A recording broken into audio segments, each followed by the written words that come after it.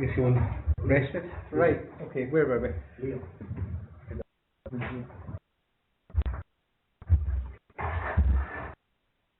Thank you. So we spoke briefly about some of the different problems ships can encounter. We spoke a little bit about different regions of the world. We get hurricanes down in this region, ice up here, fog in almost any region. Okay. The main region I'm going to talk about today is the one which is the most changeable, the one which is where the weather varies the most. Presents in many respects the biggest challenges because it can change continuously even within a day. And it's this area here, this middle latitude, 30 and 60 degrees. So I'll refer to that as the middle latitudes. Okay? And that area there we have these westerly winds. In this area we can quite clearly have a nice sunny flat calm day one day and the following day change completely.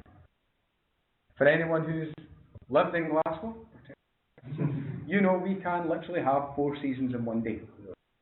This is as warm as I ever remember it being in the beginning of November in Scotland. I've seen snow at this time of year.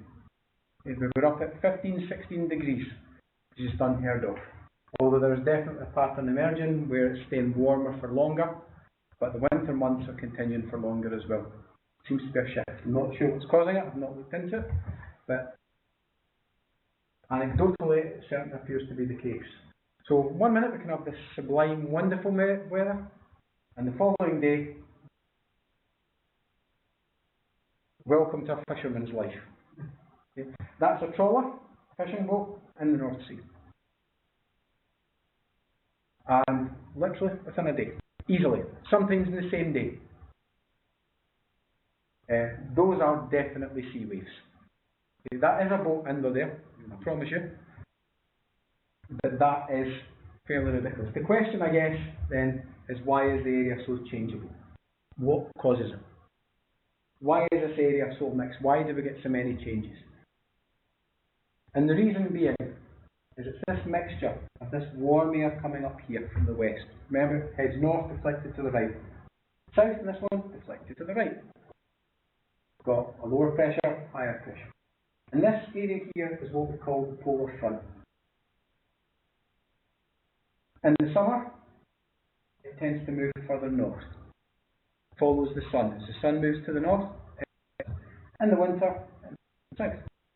So our weather in the winter is generally worse because the polar front moves down over Scotland and sometimes down over London, depending on the jet stream. Or the jet stream is an effect, it's not the cause. And the polar easterlies, again, they will move down in the same way as the westerlies move up and down as well. So what this does, and it's this mixing of air that causes the problem. Really cold air coming down here and this warm, wet air coming up here. That mixture creates condensation in the form of clouds. Clouds get heavy and they can cause fairly heavy bursts of rain, storms. Combined with strong winds and mixing and low pressure systems, and this big mixture causes it. In addition to the wind, remember we spoke before about these gyres, these currents coming round. This area here starts with current of Florida and into the Gulf Stream. And it comes up and it brings very warm water. And it keeps this area here cool.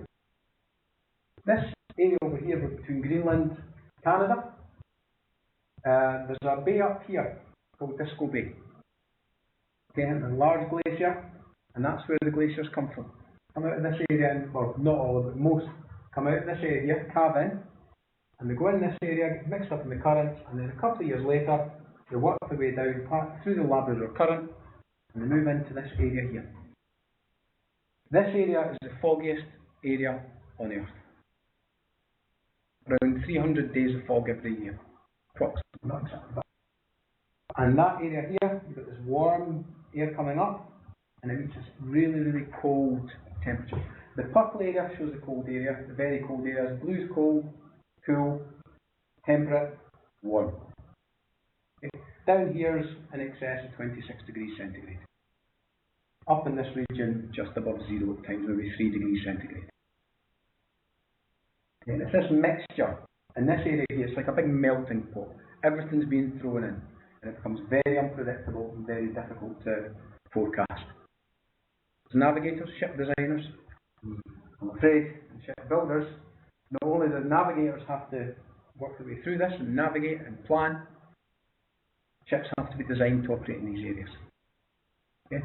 This area in particular, obviously, in this region north of Russia, there's obviously oil up here, and I know TK were, I don't know how far down the line, but certainly a few years ago they were planning to look at ice-class LNG tankers.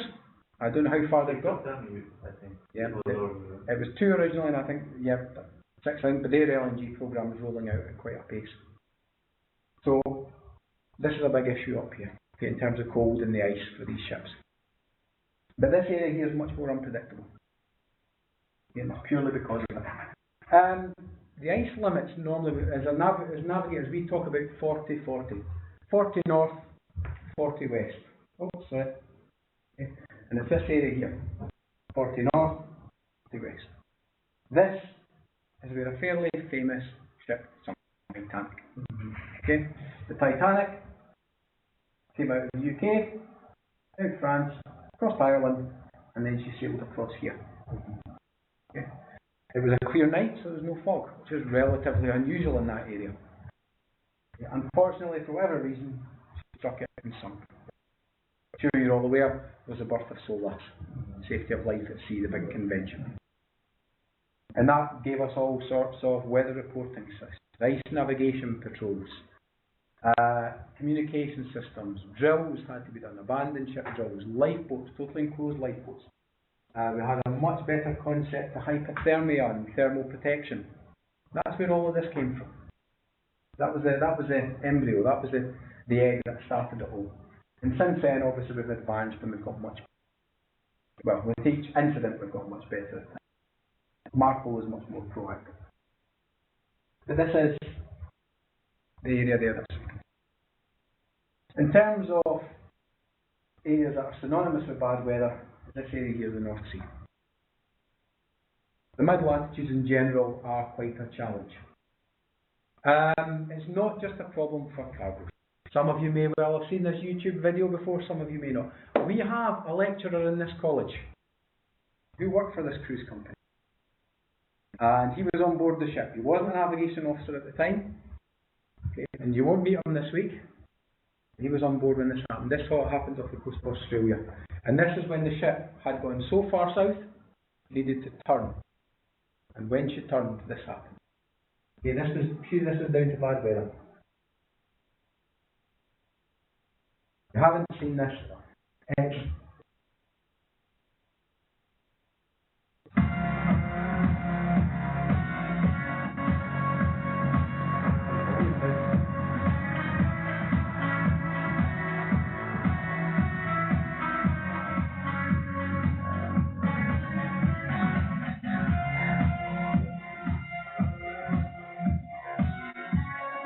apologies about the music.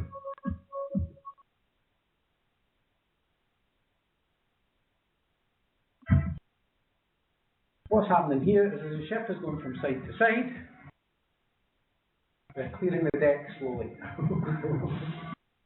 This poor woman over here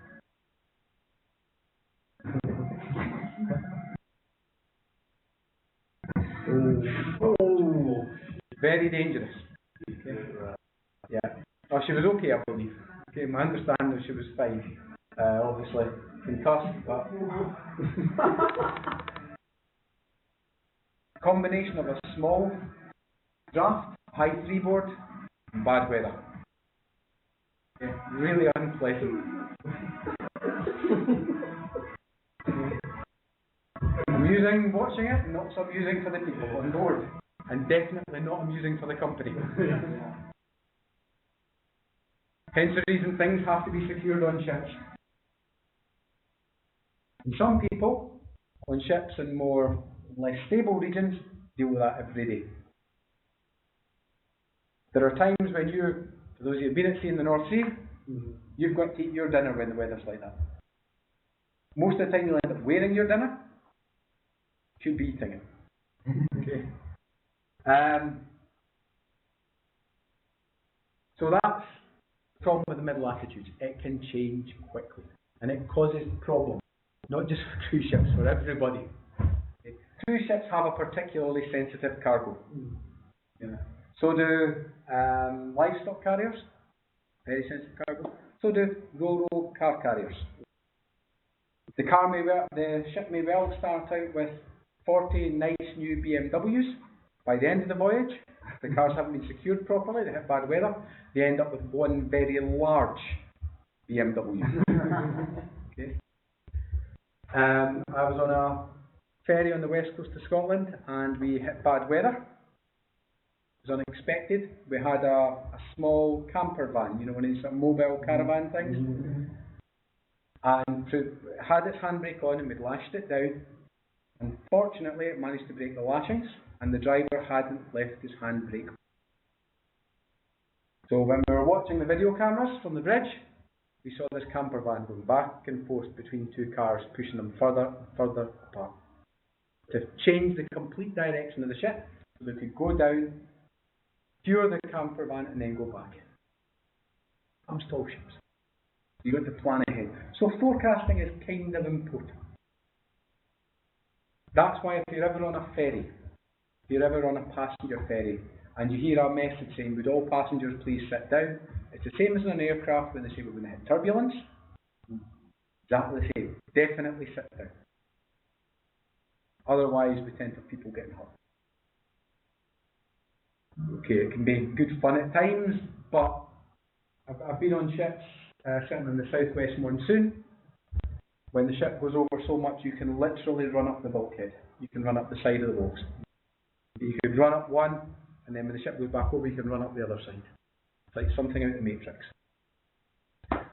But what we're looking at here, just to give you a broad idea of the different types of forecasting systems we've got, or different forecasting. This is very simple. They are a very simplified view. This here is what we call the jet stream. In North America, they spend a lot of time looking at the jet stream. Certainly in the UK, we need to educate people a bit more about it. The jet stream reflects what the polar front is doing. They create these massive waves, okay? And the waves are caused by heating. Where we got a warmer area, over here we've got a nice temperate sea. We've got a warm area, so the air rises up relatively. Over here, we got a cold area. It becomes very dense, cold. So we end up with this warm air rising here, cold air going there, and we end up with higher pressure here, a lower pressure up in the atmosphere here. So what's happening in the atmosphere? So that rises up, that sinks down, high pressure because there's more air, less air here, goes towards it. And then Coriolis deflects it to the right. So what we get is this jet stream. It's just a combination of temperature change, and it flows all the way around, and it moves. And the position of the jet stream will determine what kind of weather we're going to get down here on Earth, or down here at the surface. The jet stream here, it has to be over 64 knots, just hurricane force winds. That's the minimum for a jet stream. It's very narrow. Okay. Aircraft use it. A few months ago, just before Christmas, the jet stream was very, very strong. And it was, I think, 260 miles an hour at one point. And the difference that makes to transatlantic aircraft, phenomenal. It'll make an hour's difference in the crossing time for an aircraft. And pilots will look for this. And they'll try and use the jet stream, or use parts of the jet stream to move across. On the surface, we don't have that option. We want to avoid it. Okay, it doesn't help us. It just makes life difficult for us. The further north it is, the better as far as we're concerned in this area.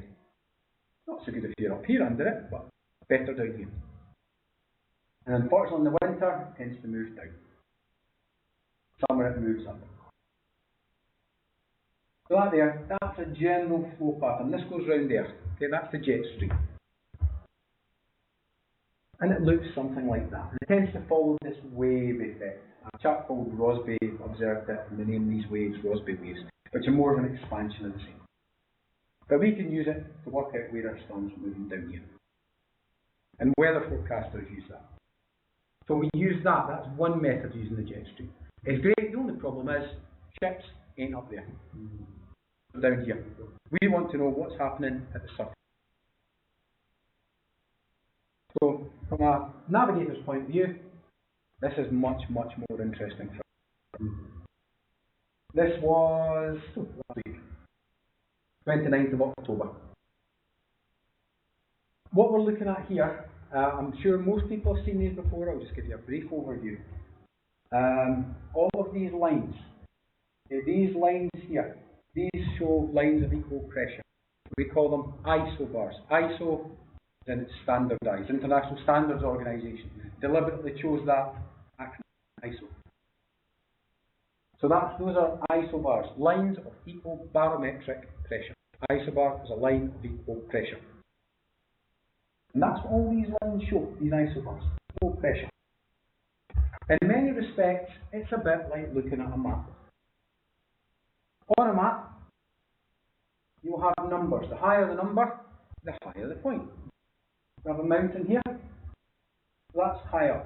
The closer the isobars are together, the steeper the side, the bigger the gradient.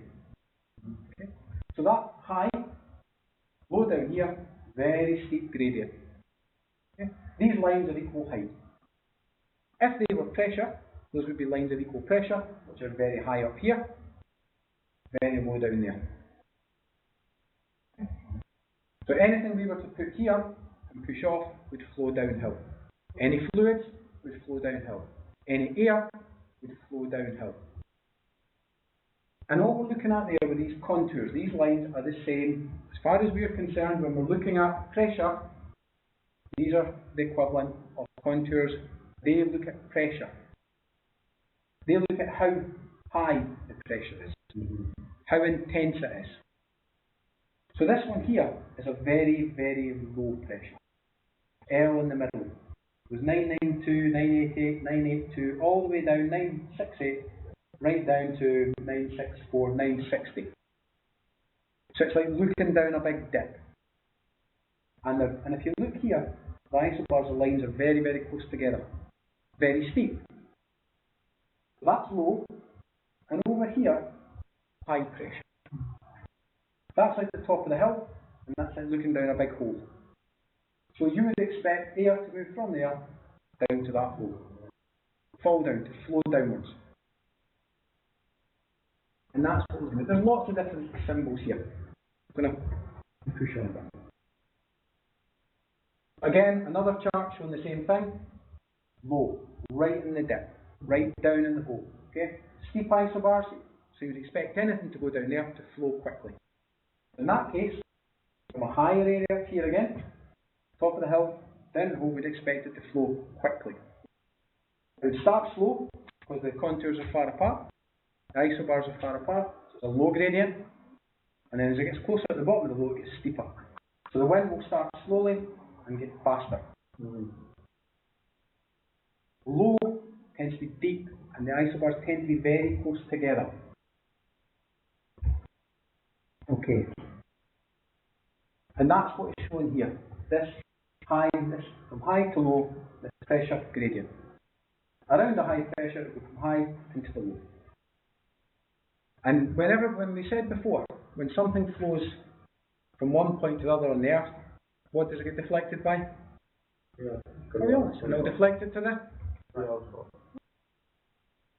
deflects it to the right. What that will also do, as it keeps moving, it will continue to move to the right. And it goes round and round and round. Follow these isobars all the way around. Called Coriolis, which is causing that. And that's why the wind goes round high pressure in a clockwise direction. Because it goes from high to low and it's deflected by Coriolis. There we go. And if we notice the high pressure, the isobars are quite far apart. So if we've got high pressure, weather is good. It's an anticyclone. Okay, because the isobars are far apart. Around a low pressure system, it goes down towards the low, and it gets deflected to the right. It's going in from the high, and it's getting deflected to the right. And as a consequence, it goes anti-clockwise, counterclockwise, around a low pressure system. And around a low pressure system, isobars are normally very close together, which is why we get high winds. very fast. That's what we get around storms. So what we're looking at there, high pressure, low pressure. And there, this one here, this shows wind speed. As a navigator, we now know the wind goes round this way, clockwise direction. So we can work out the if we were in a position here, I could say, well, the wind is going anti-clockwise round the low, going clockwise round high. So I know the wind over the United Kingdom is coming from that direction, coming up there. So we can use this to work out the direction of the wind. Very important if you're planning any operations. You need to know the direction of the wind. You need to know whether that wind's going to blow you into somewhere dangerous. For anybody who's worked in the North Sea and you go alongside an oil rig, the first thing you look at before you load your ship is where the position of the lifting equipment, the cranes are on the oil rig. When you take your ship alongside and they lift the stores off, you need to know what angle you're going to put your ship at. And you do not want to be upwind of the rig, because if you're upwind, the wind will blow you into the rig if you have a breakdown. You always want to be at the other side. That way, if there's any breakdowns, any blackouts, any problems, it'll blow you clear. Offshore vessels are normally overpowered. The reason being, it's safety. The last thing you want is to hit a rig. If you hit an oil rig, you have a major, major catastrophe.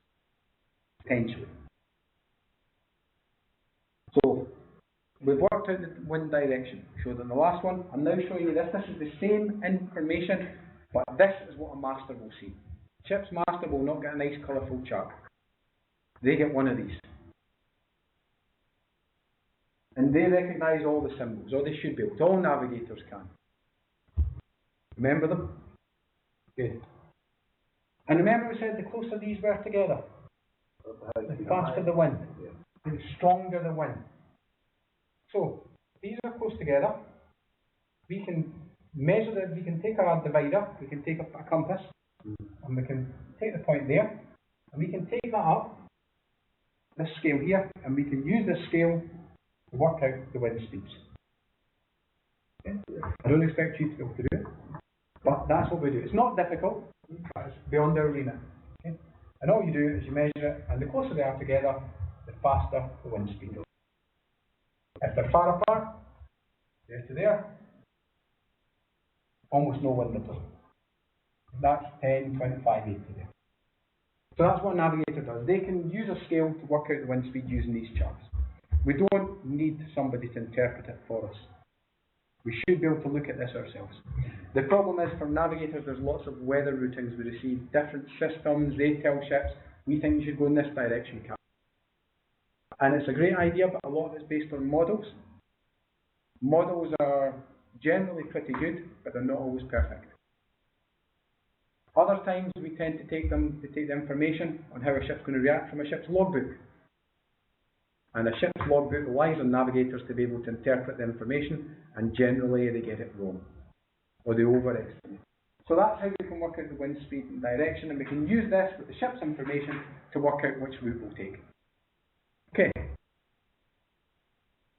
We said before, an anticyclone. Okay. An anticyclone is an area of high pressure. An area of high pressure, as you can see here, and here, isobars are far apart, high pressure, low wind speed, good wind, good weather. High pressure in the summer, nice, warm, calm weathers. In the winter, calm weather, but very cold. High pressure is a good system. So if you're looking at a chart and you see that's high, that's called a high pressure. If you're planning a routing, that's a good system for a ship. That's what we like. Good, calm seas. Of course, the other side of it, and that's your calm weather there in the high pressure. That's a typical anticyclone weather. Fantastic. It's like being on holiday. It makes being at sea a pleasure. In the North Sea, you'll see about 6 days. But in the North Sea, that's fairly nice weather. No complaints here. Good fishing weather. Unfortunately, not all weather's like that. Sometimes we have low pressure systems. this low pressure depression. The whole system here is a low pressure. Close isobars, high winds, horrible. High winds, rough seas, not great. Okay. And as you can see, if we remember, the wind's going this way. So we get cold air coming down here, or the cold front, warm air coming from up here, or the warm front. In this area here, this mixed one is an included front, this is just a mixture of the two as they're coming together. The cold air comes down, and this warm air here comes up. The warm air, cold, and that's a depression, but that's a front. Okay, and that's what we're looking at there. Low pressure system here, this depression, and this area here, front. Frontal depression. What actually happens is the ship goes past, we've got nice clear weather. This will bring rain and wind. This will be relatively warm but wet, coming from the south where there's lots of moisture. And this will be cold. Normally good weather. And it's when these fronts pass that we get heavy rain. Winds change direction and it causes problems. So that's low pressure system. Not quite a depression, but what you can see there is at the front of weather coming in there. That's actually a squall. So that there shows a weather front moving across. And this area here is a weather front. Okay, where the weather's going to change. It's going from a cold, fairly stable area, quite nice. And then this area, clouds come in, hits us, lots of rain, problematic. So if you are planning operations and you're looking at a chart, these are important. If you know when one of these are going to pass you, you can determine when you're going to have a problem with the weather. If you've got a ship coming into bunker, and you know one of these are passing, it might be a good idea to wait if it's going to be intense until the weather clears a bit. Especially if it's a ship-to-ship bunkering operation. Say it was an LNG bunkering operation, you don't want to spill, you don't want to take risks, plan ahead. Get the ship to maybe slow down a little bit until this is passed. Okay. It's no different to what any other navigator does when we're looking at ports, we're going in, we try and time it properly. And this, looking at this from the sea. If you could imagine, that's the sea surface there. We're looking from the south up that way. So we're looking into it this way. Sea surface, the whole system, this blue line here is reflecting this blue line. Red line reflects this red line. What's actually happening is all the air's moving this way. This air here is pushing in, and this air is pushing in. This is colder, warmer, and this is colder. The warm air hits cold, the warm air lifts over it. And you get cloud forming over almost a condensation between the two different temperatures. It causes cloud. So you get a steady increase in rain. Okay, don't worry too much about the different stratus. That's not your concern, okay? All I want you to understand, this warm front, as it hits, you get this rain which gradually increases until the front passes. Then when you're in this warm area here, it tends to be fairly rainy, drizzly, poor visibility, not very nice. Warmer, it's not very. And then as this blue area here passes you, cold air pushes under, lifts air above it up, and we have these big towering clouds, we call them cumulus clouds.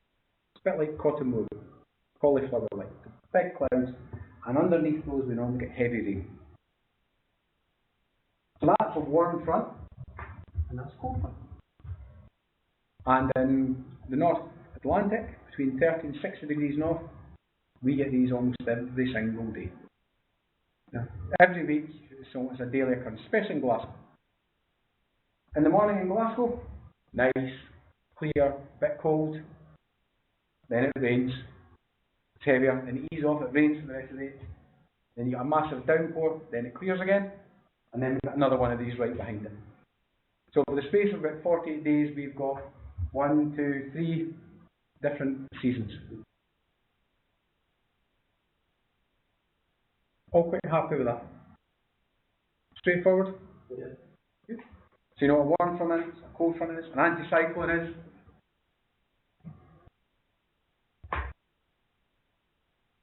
From a navigator, I've almost finished you, but please stay here. Okay. From a navigator's perspective, okay, we frequently use weather routing. We can actually create a similar principle in it. We can do it ourselves on the ship. We can work out how far the ship will go under different circumstances. Mostly, this is done by people ashore. Weather routing services. Sometimes it's good, other times it's not as accurate as it perhaps could be. And all I've done here is the shortest distance is a straight line between 2 points. Okay? Don't worry too much about what the chart shows. It's like looking down on a globe. Okay? It's a bit like looking down on a globe, and all I've done is a straight line across the top of the globe, and that would be the direct route between this position down here and this position here, which is probably difficult to see as the United Kingdom.